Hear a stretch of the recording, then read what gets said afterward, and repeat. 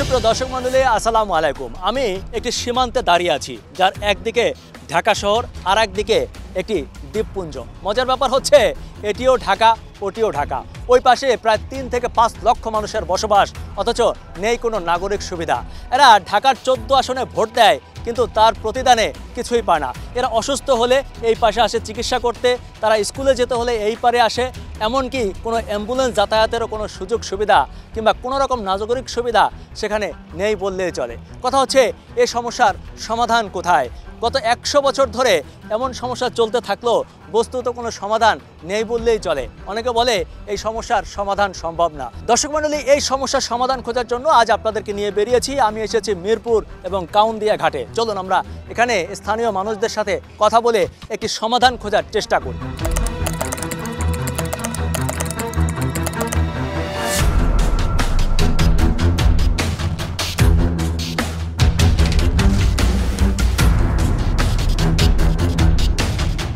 কাউন্দিয়া ঢাকা মিরপুর 1 নম্বর সংযুক্ত ও ঢাকা 14 আসনের নির্বাচনী এলাকা। এখানে প্রায় 3 থেকে 5 লাখ মানুষের বসবাস। এটি মূলত বিচ্ছিন্ন একটি দ্বীপ। এখানে ঢাকা শহরের বাতাসের গন্ধ, ধুলা সবই আছে, নেই শুধু রাস্তা। ওই পারে যে বাড়িঘর, দোকানপাট দেখতে পাচ্ছেন তা সবই এই নৌকায় করে নেওয়া। ব্রিটিশ সরকারের আমলে আজ থেকে প্রায় 100 বছর আগে মানুষের বসতি শুরু হয়েছিল এই দ্বীপে। তারপর 100 বছর কেটে গেলেও এখানে একটু সেতু নির্মাণ করতে পারেনি কোনো আমলে কোনো সরকার। গত 25 বছরেরও বেশি সময় বিভিন্ন সময় হয়েছে বহু জরিপ, গবেষণা, মিটিং, সয়েল টেস্ট, মাপঝোপ ইত্যাদি। রাজনৈতিক নেতারা যখন যে ক্ষমতায় এসেছে দিয়েছেন একের পর এক প্রতিশ্রুতি, কিন্তু কেউ এই ব্রিজ নির্মাণ করতে পারেনি। আর একদল বরাবরই আছে পেট নীতির ব্যবসায়, যারা এই কাউন্দিয়াকে নিয়ে করেছে ভূমি ও নদী দখলের ব্যবসা।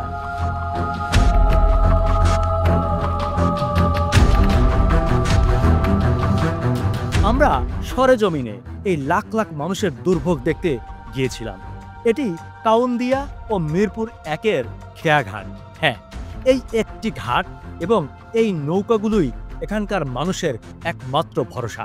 অফিস আদালত, ব্যবসা বাণিজ্য, স্কুল কলেজ, চিকিৎসা, যার জন্যই বের হন, এই ঘাট আপনাকে পার হতেই হবে।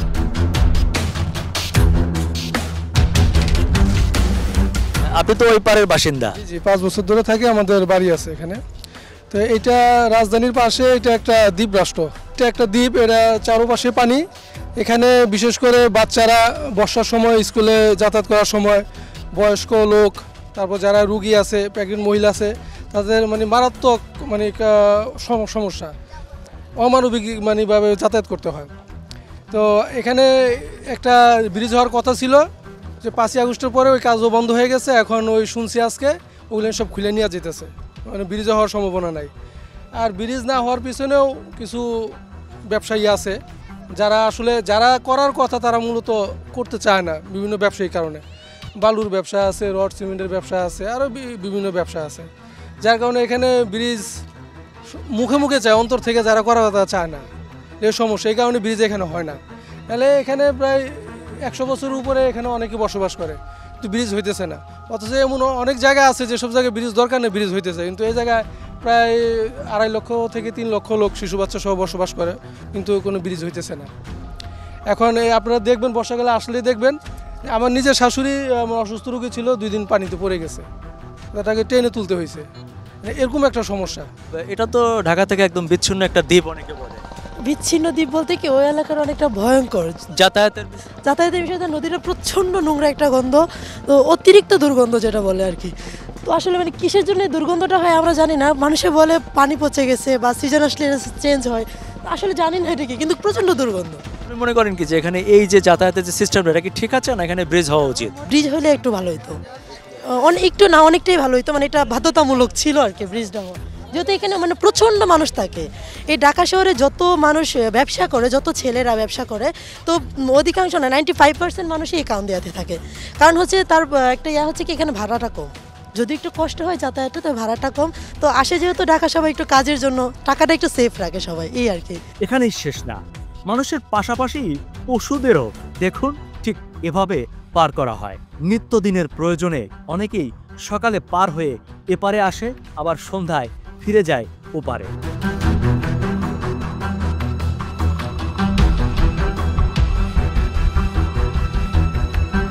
আচ্ছা, তোমরা দুজন তো ওই পারেই থাকো, হ্যাঁ হ্যাঁ, মানে কত বছর ধরে থাকো?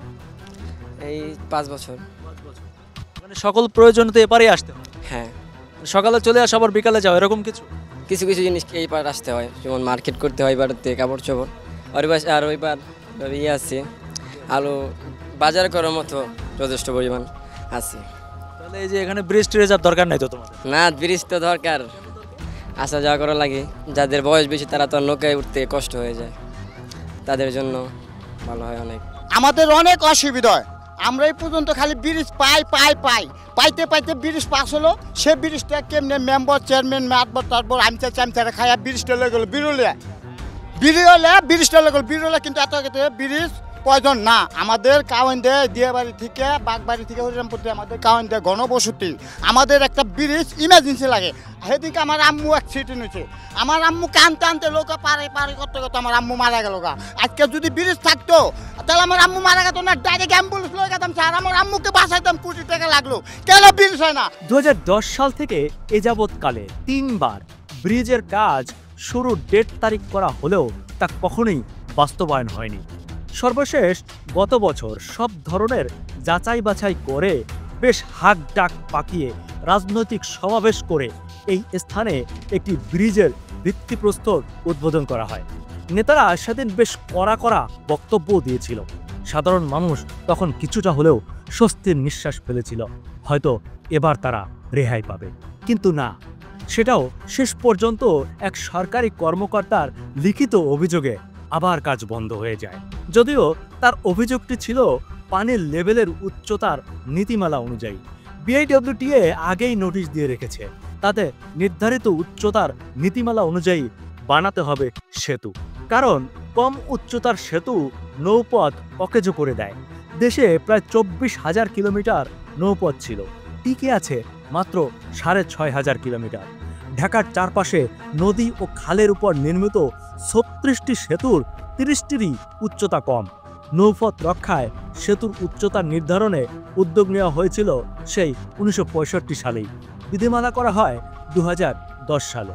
মূলত প্রস্তাবিত ও কাজ শুরু হওয়া ব্রিজের উচ্চতা কম, এই ব্রিজের নিচ দিয়ে চলতে পারবে না জাহাজ ও অন্যান্য জলযান, তাই সেই অজুহাতে বন্ধ করা দেওয়া হয়েছে এবারও ব্রিজের কাজ। যদিও এই ব্রিজের কাছে একই নদীতে একই উচ্চতায় রয়েছে তুরাগ সেতু। এখান তো একটা ব্রিজ হওয়ার কথা ছিল, আপনারা দেখেছেন অনেক আগে থেকে, আবার দেখলাম সেটা বন্ধ হয়ে গেছে। একটু বিস্তারিত বলেন তো, আপনি যেটা জানেন। আসলে আমরা এই এলাকার কাউন্দিয়া এলাকার মানুষ দীর্ঘদিনের প্রাণের দাবি ছিল এখানে একটি ব্রিজ হওয়ার। তো এই ব্রিজটি যে কোনো নানা জটিলতার কারণে দীর্ঘ যুগের পর যুগ এখানে ব্রিজটা হয় নাই।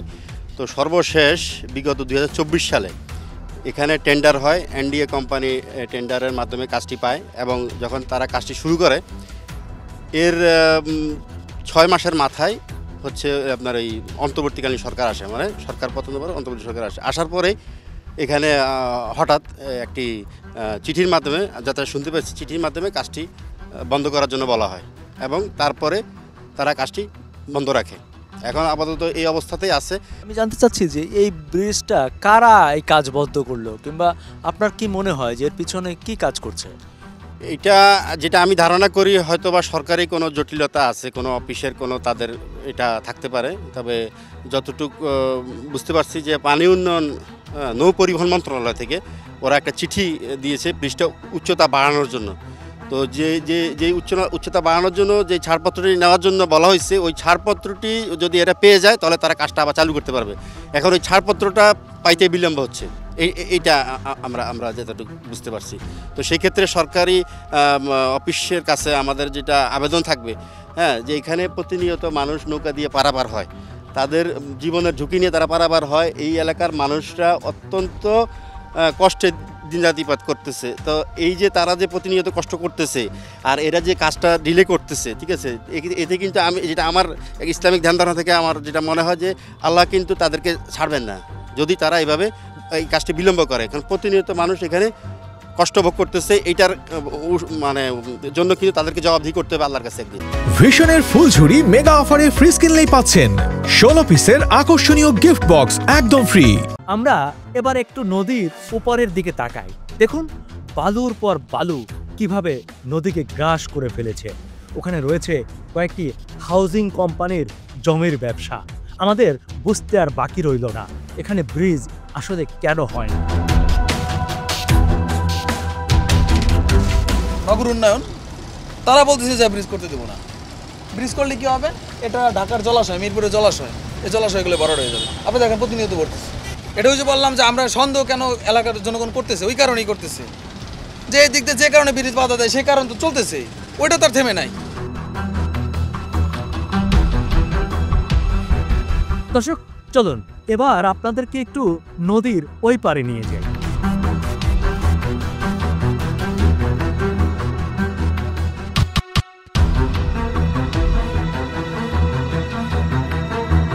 দর্শক মণ্ডলী, আমি নৌকায় যাচ্ছি, তবে কোনো গ্রামে কিংবা গ্রাম অঞ্চলের কোনো নদীতে না, এটি খোদ ঢাকা শহরে।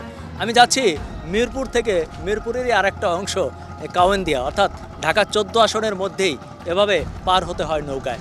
এখানকার মানুষ এই যে নৌকায় পার হয় এটি গত 100 বছর ধরে পার হচ্ছে। আমরা এখানে এসে জানতে পারলাম যে আজকে থেকে অনেক দিন আগে, সে 2010 সালে একনেকের বৈঠকে এখানে ব্রিজ হবে, সেই ব্রিজ পার হয়েছিল। কিছুদিন যেতে না যেতেই কোনো এক অজানা কারণে সেই ব্রিজের কার্যক্রম বন্ধ হয়ে যায়। পরবর্তীতে 2013 সালে আবার সেই একনেক বৈঠকে এই ব্রিজটি আবার পার হয়, কিন্তু তারপরও এক ধরনের মানুষের কালো থাবায় সেটি বন্ধ হয়ে যায়। এখন এখানকার মানুষজন এতটাই তিক্ত বিরক্ত যে তারা অনেকে আমাকে বলছে, ভাই ব্রিজ তো একটা দিছেন, আরও একটা দিবেন নাকি। অর্থাৎ তারা এখন এই ব্রিজের স্বপ্ন দেখে না। এখানকার মানুষগুলো মানিয়ে নিয়েছে যে এটাই তাদের জীবনের দুর্গতি এবং এখানে আদৌ কোনো দিন ব্রিজ হওয়া সম্ভব না। এখানে ব্রিজের জন্য লোক আসছিল, মাটি টেসমিস করে জায়গা যে ব্রিজ হয়ে যাইব এরকম করতে করতে এই ব্রিজ হলো একটা বিরুলিয়া, এইখানে আর ব্রিজ হলো না। প্রতি বছরই লোক আসে, মাটি টেস্ট করে চলে যায়। এই যেমন নদীর পচা পানি, আগে আমরা মাছ ধরতাম, এখন নদীতে মাছ থাকে না পচা পানির কারণে।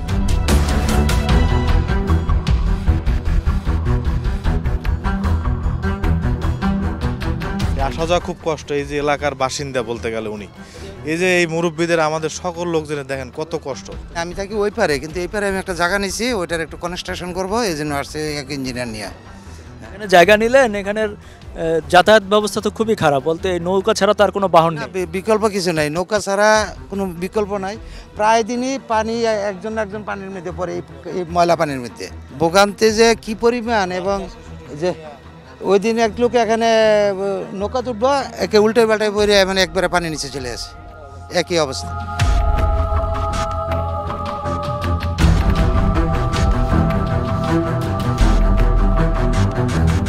দর্শক মণ্ডলী, আপনাদের দেখানোর চেষ্টা করি যে আমরা এই নৌকায় পার হয়ে রাজধানীর সাথেই আরেক উপদ্বীপে আমরা এসে পৌঁছালাম। আমার সাথে স্থানীয় সাংবাদিক রাজু আহমেদ আছে। রাজু আহমেদ, এখানকার তো প্রায় 3 থেকে 5 লাখ লোকের বসতি এবং তাদের যাতায়াতের একমাত্র রাস্তা হচ্ছে এই নৌকা। আসলে রাজধানীর দ্বীপখ্যাত এই কাউন্দিয়া ইউনিয়ন পরিষদ, এখানে 3.5 থেকে 5 লক্ষ লোকের বসবাস, যেখানে নাগরিক সুবিধা নেই বললেই চলে। যাতায়াতের একমাত্র ভরসা হচ্ছে নৌকা। আমরা ওই পারে বলি রাজধানীবাসী, আমরা টোটাল এই যে মূল প্রবেশ পথ, কিন্তু এটা মিরপুরের সাথে সমগ্র দৈনন্দিন যে কর্মকাণ্ড মিরপুরের সাথে সংগঠিত হয়, কিন্তু অফিসিয়াল বা দাপ্তরিক যে কর্মকাণ্ড সেটা আবার সাভার উপজেলায় চলে যেতে হবে। সেই ক্ষেত্রে এই অঞ্চলের মানুষের যে মানে মৌলিক চাহিদা, মৌলিক দাবি, এটি পূরণ হচ্ছে না প্রায় 100 বছর। আমি নিজেও প্রায় 7 বছর এলাকায় বসবাস করি, আমি নিজেও ভুক্তভোগী। এখানে যে একটা ব্রিজ হওয়ার কথা, আপনি যেহেতু সাংবাদিক মানুষ, আপনি তো দীর্ঘদিন ধরে দেখছেন যে ব্রিজ হচ্ছে আসলে কেন হচ্ছে না? একাধিকবার এর আগে, এই যে সম্প্রতি 5 তারিখের আগে, 5ই আগস্টের আগে নবাবের বাগ মাথা যেটা, সেখানে হচ্ছে ঢাক ঢোল পিটিয়ে এলাকার স্থানীয় যারা শীর্ষ নেতা কর্মী আছেন যে আমরা এই এলাকার হর্তাকর্তা, আমরা ছাড়া এলাকা চলবে না। মিরপুরের বাপ মা, ওই চাচা মামা খালু আমরাই সব, তারা ঢাকঢোল পিটায় মনে হলো যে বিশাল আয়োজন, ব্রিজ হয়ে গেছে, আগামীকালকে ব্রিজ হয়ে যাবে। কিন্তু পরবর্তীতে ভিত্তিপ্রস্তর স্থাপন হয়ে যাওয়ার পরেও এখন সেই ভিত্তিপ্রস্তর তুলে নিয়ে যাওয়া হচ্ছে। অজানা কি কারণ, সেটা হচ্ছে যে নৌ পরিবহন মন্ত্রণালয়ের কোনো এক সচিব, সে এলাকার কিছু ভূমিদস্যু আছে যারা অবৈধ ব্যবসা বাণিজ্যের সাথে সম্পৃক্ত, বালু খনন, বালু ব্যবসা, এই কাউন্দিয়া নদীর চারপাশকে ঘিরে যে অবৈধ ব্যবসাগুলি আছে সেগুলিকে চলমান রাখার জন্যে, যেখানে কোটি কোটি টাকার আর্থিক সুবিধা আছে, এই সুবিধাটা বিনষ্ট হওয়ার যে ভয়টা, সেটাকে খেয়াল রেখে কিন্তু তারা এই ষড়যন্ত্রে লিপ্ত হয়েছিল। তারা লিখিত আবেদন দেওয়ার ভিত্তিতে ওই কাজটা বন্ধ হয়ে যায়। তাদের দাবি ছিল যে ফ্ল্যাট লেভেল, বন্যার সময় যে ফ্ল্যাট লেভেল থাকবে, উচ্চতা থাকবে ব্রিজের, যেমন আমাদের আমিনবাজার ব্রিজ বলি, বসিলা ব্রিজ বলি, এই সব ব্রিজের উচ্চতা কিন্তু 7.62 মিটার। সেটা ফ্ল্যাট লেভেলকে নিয়ন্ত্রণ করে যে এখান থেকে কত বড় জাহাজই আর চলমান থাকতে পারে, চলাচল করতে পারে, সেটা চিন্তা ভাবনা করেই কিন্তু অনুমোদন দেওয়া হয়েছিল। অজ্ঞাত কারণে এই এলাকাবাসী এখন এতটাই অতিষ্ঠ যে ব্রিজের নাম শুনলেই তারা বিরক্ত। আমার নাম ভুইয়া কামরুল হাসান সোহাগ, আমি একজন সংবাদকর্মী। আমি এলাকায় দীর্ঘদিন প্রায় 12 বছরের ঊর্ধ্বে আমি এই এলাকায় থাকি। তাহলে এখানকার মানুষের সুখ দুঃখ তো আপনি খুব কাছ থেকে দেখেছেন। একটু বলেন তো যে আসলে এই জায়গাটায় এই নদী, এই পারাপার এত মানুষের যাতায়াত হচ্ছেটা কি? আসলে আমি এই 12 বছরে যা দেখেছি, এই নদীতে আমার চোখের সামনে অনেক মানুষকে মরতে দেখেছি। এই বোলগেটের ধাক্কায় নৌকা উল্টায় যায়, অনেকে সাঁতার জানে, অনেকে সাঁতার জানে না, সাঁতার যে না জানে তারই মৃত্যুবরণ করতে হয়। লাশ উঠানো দেখছি, এখানে মাথা বডি আলাদা, মাথার এখান থেকে কেটে পড়ে গেছে, এমন সিনারিও আমরা দেখেছি। এখানে আমাদের একটা স্কুল আছে, একটাই হাই স্কুল এই কাউন্দিয়া ইউনিয়নে। এই স্কুলে এসএসসি পাস করার পরে কলেজ নাই, লেখাপড়ার জন্য ওই পারে যেতে হয়।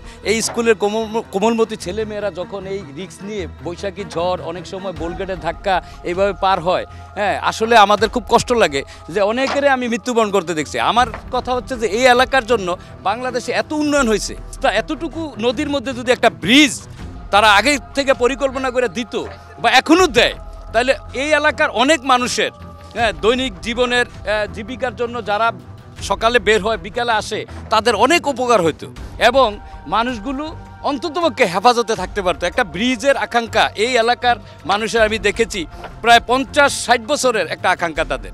তারা শুধু একটা ব্রিজের স্বপ্ন নিয়েই, এমনও মানুষ আছে ব্রিজ করতে করতে এই এলাকার থেকে মৃত্যুবরণ করে দুনিয়া থেকে চলে গেছে। যেমন আলোর নিচে, লাইট পোস্টের নিচে অন্ধকার থাকে। আমরা ঠিক ঢাকার এমন একটা জায়গায় বসবাস করি, এত কাছে থেকেও আমরা কোনো ঢাকার সুযোগ সুবিধা পাচ্ছি না, চিকিৎসা পাচ্ছি না, শিক্ষা পাচ্ছি না, কোনটাই পাচ্ছি না। মূল কারণ আমাদের যোগাযোগের ব্যবস্থা সবচেয়ে খারাপ। একটা ব্রিজের জন্য আমাদের অনেক গর্ভবতী মায়েদের ডেলিভারির সময়, চিকিৎসার সময় দেখা যায় আমরা সঠিক সময় নিতে পারি না, হয় মা মারা যায় না বাচ্চা মারা যায়। প্রসূতি বাচ্চাদের নিয়ে আমরা অনেক বিভাগে পড়ি। একটা মুমূর্ষ রোগী এখানে নেওয়ার ব্যবস্থা নাই, অনেক সময় রাত্রে নৌকা থাকে না। আমাদের নৌকা একমাত্র ভরসা। এই ভরসার জন্য আমরা আমাদের অনেক মা বাবাকে হারাই অনেক সময়। তারপরে শিক্ষার জন্য আমাদের যেহেতু এলাকায় কোনো কলেজ নাই, আমাদের বাচ্চারা ওপার গিয়ে লেখাপড়া করতে হয় মিরপুর দিকে, ঢাকার বিভিন্ন স্থানে আমাদের নদী পার হতে হয়। অনেক বাচ্চা সাঁতার জানে না, নদীতে বড় বড় বালির ট্রলার চলে। এটার সাথে সংঘর্ষের পরে অনেক নৌকাডুবিতে অনেক স্কুল ছাত্রছাত্রী মারা গেছে, অনেক বয়োবৃদ্ধ মারা গেছে, অনেক শিশু মারা গেছে। আমাদের অনেক কাউন্দিয়াবাসীর একটাই আশা, সেটা একটা ব্রিজ। আমার একদিন চোখে পড়ছে, আমি এখান থেকে যাওয়ার সময় ওই আমার মাওলানা সাহেব ছিল সাথে, একটা প্রসবী মহিলা, তাকে ডেলিভারি হবে হাসপাতাল নেওয়ার পথে এই ঢালটার মধ্যে তার ডেলিভারি হচ্ছে। এই দৃশ্য আমি জীবনে ভুলবো না। শুধু একটা যোগাযোগ না হওয়ার কারণে এখানে ডেলিভারিটা হয়ে গেল নৌকার মধ্যে। হ্যাঁ, যদি একটা যোগাযোগের ব্যবস্থা থাকতো তখন তো তাদের গাড়ির যোগে নেওয়া যেতে পারতো। হ্যাঁ, আমাদের এমন একটা অবহেলিত, এখান থেকে খুব হলে 5 কিলোমিটার সংসদ ভবন, গাবতলির হাটটা হয়তো টার্মিনালটা 1 কিলোমিটার দূরে, বুদ্ধিজীবী শহীদ মিনারটা 1/2 কিলোমিটার দূরে, এখানে একটা কাউন্দিয়া ইউনিয়ন, একটা জাতীয় চিড়িয়াখানাটা 1/2 কিলোমিটার দূরে। আমরা এমন একটা জায়গায় আছি, কিন্তু আমাদের একটা ব্রিজের অভাবে আমরা এখানে অবহেলিত হয়ে পড়ে আছি। আমাদের দাবি একটাই, ব্রিজটা যাতে কাজটা যেন চলমান থাকে, আমাদের এইটাই জোর দাবি। আর আমাদের কাউন্দিয়ার মানুষের এমন অবহেলিত, আপনার একটা হসপিটাল নাই, ভালো একটা কলেজ নাই, ভালো একটা মাদ্রাসা নাই। আমরা ভাই অনেক দুর্ভোগে আছি। দর্শক, আপনাদেরকে আমরা এবার নিয়ে এসেছি কাউন্দিয়া দ্বীপে। এখানে আপনারা যা যা দেখতে পাচ্ছেন সবই নদীর ওপার থেকে নিয়ে আসা হয়েছে। আমার কাছে অবাক লাগে, এই যে বাড়িঘর, এই যে দোকানপাট নির্মাণ হয়েছে, তার প্রতিটি ইট, বালু, রড সবই নদীর ওই পার থেকে নিয়ে আসা হয়েছে। এর চেয়ে ভোগান্তির আর কি হতে পারে? যেহেতু এটি একটি বিচ্ছিন্ন জনপদ, তাই এখানে নেই কোনো ভালো স্কুল, কলেজ, হাসপাতাল, আর সব ধরনের প্রশাসনের চোখের আড়ালে বলেই এখানে অনেকেরই নেই কোনো জবাবদিহিতা।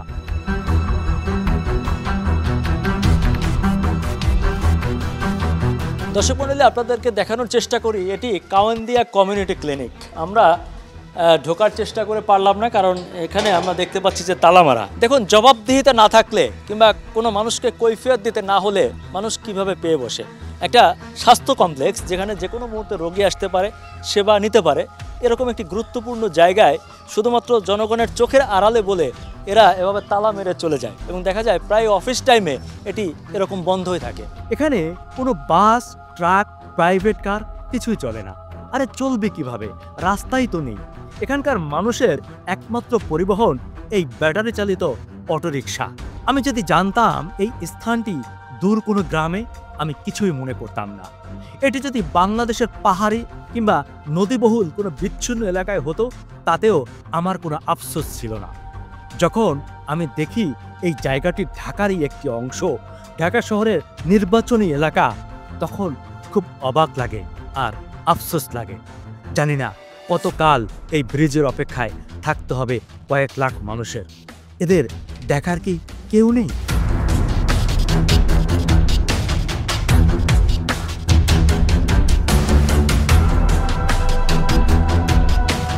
দর্শক মণ্ডলী, 2010 সালের একনেক মিটিংয়ে 184টি ব্রিজের পরিকল্পনা পাশ হয়, যার মধ্যে এই ব্রিজটিও ছিল। অর্থাৎ এখানেও একটি ব্রিজ হওয়ার কথা ছিল। সেই 184টি ব্রিজের মধ্যে 183টি ব্রিজ হলেও মাত্র একটি ব্রিজ সম্পন্ন হয়নি আজ পর্যন্ত, আর সেটি হচ্ছে এটি। দর্শক মণ্ডলী, যে সমস্যা গত 100 বছরের সমাধান হয়নি, সেটি যে হুট করে সমাধান হয়ে যাবে এমনটি প্রত্যাশা আমরা কখনোই করি না। তবে বর্তমান অন্তর্বর্তীকালীন সরকারের উপর মানুষের প্রত্যাশাটা অনেক বেশি। এই এলাকার 3 থেকে 5 লক্ষ মানুষ বিশ্বাস করেন বর্তমান সরকার উদ্যোগ নিলেই এই ব্রিজটির বাস্তবায়ন সম্ভব এবং এই লাখ লাখ মানুষের সমস্যার সমাধান সম্ভব। দর্শক মণ্ডলী, আপনার চোখ কান খোলা রাখুন। আপনার চোখেও যদি এমন কোনো সমস্যা ধরা পড়ে, তাহলে আমাদের মাধ্যমে সমাধান খোঁজার চেষ্টা করুন। চাইলে আপনিও আমাদের সাথে যোগাযোগ করতে পারেন স্ক্রিনে দেখানো এই নাম্বারে কিংবা এই ফেসবুক পেজের মাধ্যমে।